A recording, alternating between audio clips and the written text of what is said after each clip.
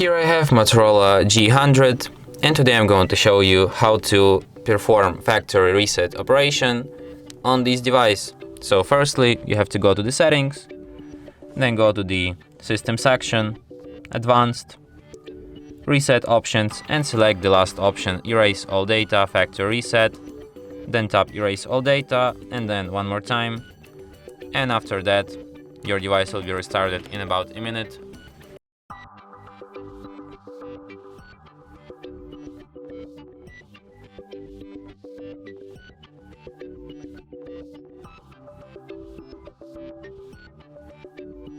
And that's it. Thanks for watching. If you find this tutorial useful, don't forget to hit that like button and subscribe to our channel.